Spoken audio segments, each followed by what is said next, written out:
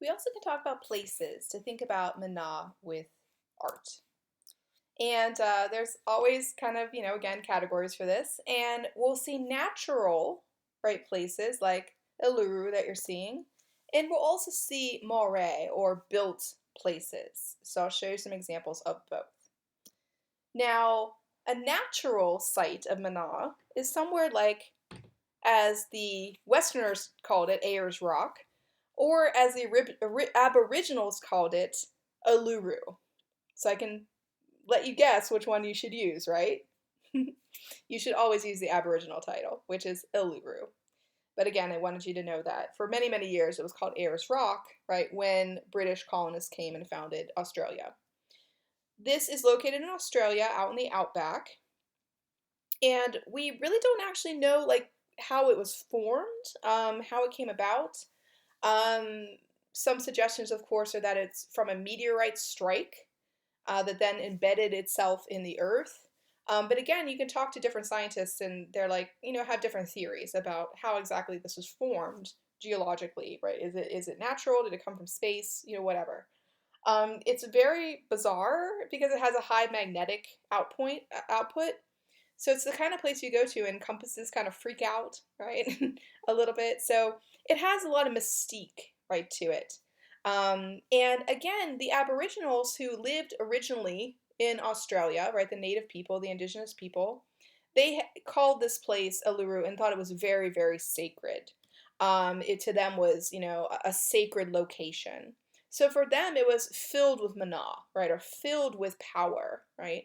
Um, they talked about it as the center of their creation, or what they call the Jakurupa, or the dreaming. So a lot of the Aboriginal mythology is also aligned with this place. So again, it's a place that holds a lot of mana, but it's not built by man, right? It's naturally occurring in its nature. Then, of course, you also have built spaces or places, which we call moray. Typically, the morays are what we call tambarons. I showed you this, of course, in the scarification, so you've seen one already. And the tambaron spaces, they always look somewhat like this, where it is a peaked roof, right? It's triangular and peaked at the top, usually covered with grasses, right? So it's naturally kind of created. And then covered with bark cloth and other types of materials on the front that are usually patterned or designed in some way. I'm going to show you bark cloth in a bit, so you'll be able to refer back after you see the bark cloth discussion. But there's usually some kind of patterning or design, whether it's bark cloth or painting or some kind of sculptural design that's then painted, that's through the front of the structure. And you'll notice there's usually like a little ladder or something that leads up and then a small opening right into the structure. When you go inside the structure, what you see are these ancestral figures that are placed inside the structure. And the way that this works is that people would come here for ceremony. The ceremonies that revolved around this place were usually sort of oriented towards younger boys in the tribe as they reached adolescence. So they'd come to this place in order to transition from the world of childhood right into the world of men. And they would come to seek their ancestors and seek, in a sense, the approval of their ancestors who they believed waited for them in the Tambarons. So the young men would come in here, and it was thought that once they consulted with their ancestors, they could move on into the world of adulthood and become productive members of their tribe or their community. This reminds me a lot of what we saw with African Igbo houses, the creation of like these entities, right, or these kind of stand-ins for protective forces, right, in the community. So I see a lot of similarity if you go back and look at the African Igbo houses with how these tambarons typically worked. Other tambarons were sometimes used for just gatherings, right, or community affairs, right? So they weren't always related to ancestral activities. Sometimes they also functioned as communal spaces also. But again, there's not really a lot of art to see by looking at that function. So I prefer to show you the transition, right, of the adolescent boy to the man as a function. Also want to, of course, show you some objects, right, to think a bit about Mana, right, and its power. These are some of my favorites, right? These are the beige poles. And the beige poles were created to honor fallen warriors. I had mentioned that the idea of tattooing and scarification, often it was done as a form of armor to aid the mana or the power of that warrior. But that if they were captured by enemy tribes, they were killed and usually eaten. And, there's a good reason why they practice cannibalism. First off, if you're ingesting your enemy, you're ingesting their power, their mana.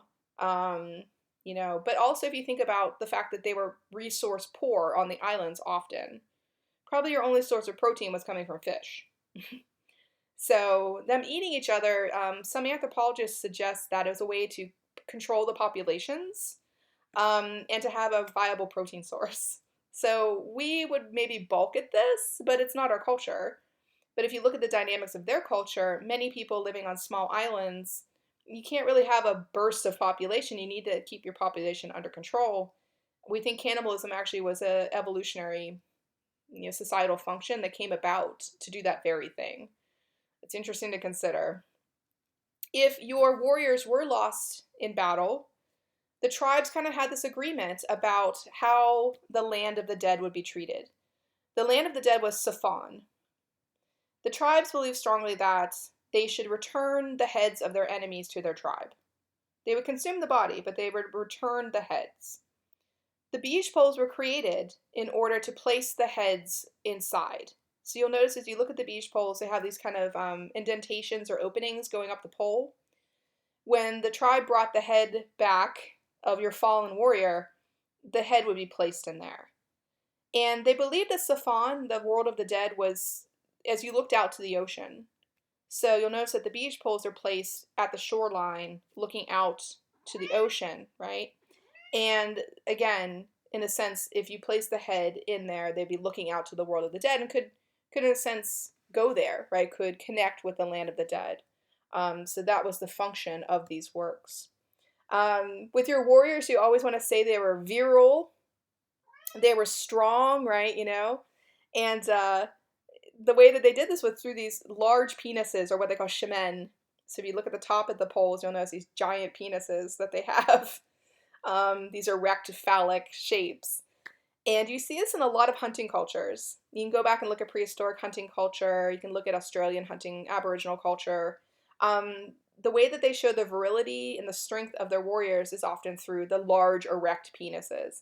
The idea that these were fertile men, right, who had many children, right, amongst their tribe, that was a way of suggesting, again, you were a good warrior and a good contributor, right, to the tribe of your people. So again, it's something you see very typically on these beige poles. Now, another thing I wanted to mention about the beige poles is how they were made really reflects, in a sense, the culture that they're within. They are monuments for the dead, but the way that they're made to me mimics the cannibalism in their culture.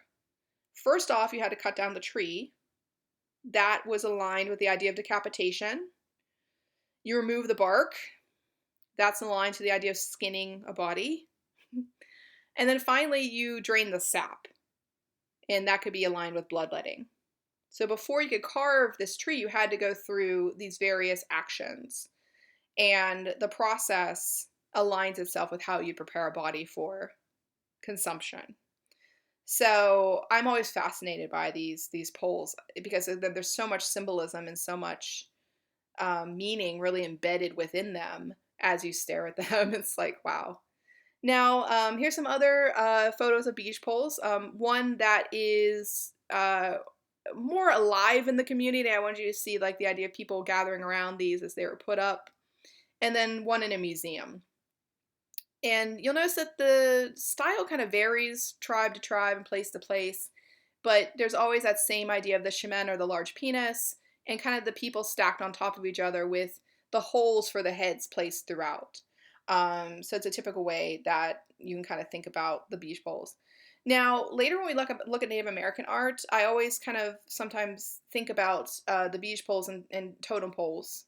They have very different functions, but that shape, the idea of repetition of imagery, it reminds me one to the other. It calls it up in my mind a little bit.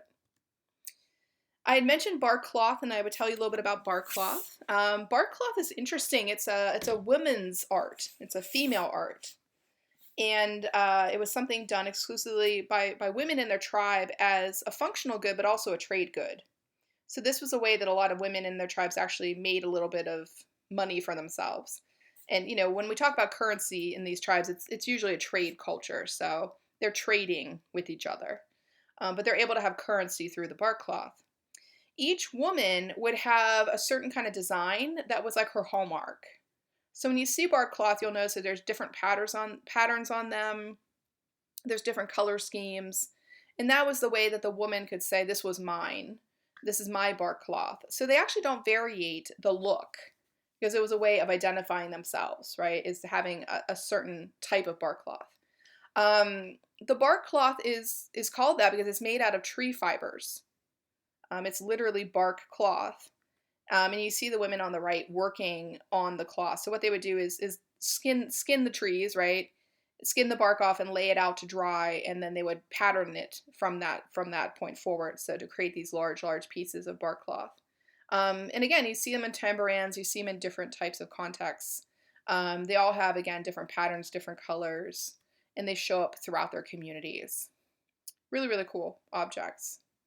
And again, thinking about how art has mana in it, these objects have mana in it. If a piece of bark cloth is in your family for many, many years, passed down, generation upon generation, it would start to accumulate more and more mana, become more and more powerful as an object. The state of tapu would be more and more important to not break that state of tapu. So over time, a lot of these objects, they take on more and more mana and become more and more important in their communities. Another object I want to show you are the feathered capes. These are made primarily in the islands of Polynesia. We see them quite a bit in Hawaii. So if you look at Hawaiian artistic culture, you'll run into these quite a bit. And they're just what they sound like. They're actually capes or cloaks made out of feathers. The trade in these was so dramatic at one point that it was feared that species of birds were being killed off because their feathers were being plucked, right? They were being killed and then the feathers plucked to make these pieces. So it's interesting to think about. One of the most famous stories of the feathered capes or cloaks is linked to Captain Cook traveling to Hawaii. And he was given one of these cloaks as a gift from the king of Hawaii because he had come during the time of Lono, or the god of peace. And so he comes there, right, and he interacts with the Hawaiians, and everything goes great. They exchange gifts, right, and off he goes. Well, Captain Cook made the mistake of coming back later when it was not the god of peace this time, but the god of chaos and god of war, and that's when Captain Cook met his end, right? So I always say with colonialism, one of the pitfalls is when you interact with another culture, when we think about anthropology, it's you really kind of need to know people's life ways, or you might be making some grave mistakes as you interact with them, and that definitely happened in this case. But these capes are just magnificent. Again, you can see why some of the birds were being made extinct, right? These giant feathered capes. And these were worn amongst the high-ranking Hawaiians as a way of showing status, of course. So you better believe that something like this had a lot of mana in it. So for the king of Hawaii to give this to Captain Cook, it was very much a statement about, I trust you, I want to have a connection to you, right? I'm giving you something that's built up mana, built up power, right, over the years, and I'm giving it to a stranger, essentially. So we know that the king of Hawaii definitely wanted to make a good connection initially when the colonists showed up, but again, turned a little sour later on. But again, these are ways of showing status in their culture. So if we think about them as, again, things that have a lot of mana. The last thing I want to show you is the idea of the hei tiki. These are typically seen in New Zealand with the Morai people. And they are basically necklaces, right, that they wear. And hei tiki literally means like suspended god. Hei means to suspend something. Tiki means god. So it means like suspended god, or suspended. If you really translate it, they call it the suspended first one. So you'll notice that a lot of the times these are worn as necklaces around their necks. The tiki, the idea of the god, right? This is sort of the idea of their gods that they would wear, right, as symbols. So it's a way of them kind of honoring their gods and their religion. This sort of open-ended polytheism that they practiced. So again, they sort of wore them like necklaces around the neck. So I always think about like Hey Hey in Moana, like literally his name means like hangin' hangin', right? if you're using their dialect, right? It means hangin' hangin', yeah. And I wonder if that was intentional. But again, some beautiful objects to consider. That again, would have been full of this power. And thinking about the example I told you about, like touching something that you're not supposed to touch. So imagine these things had a lot of mana handed down. Again, if you touched it, you would be interfering with that. That's why they had a state of tapu on them, to make sure that that mana or that power was not broken.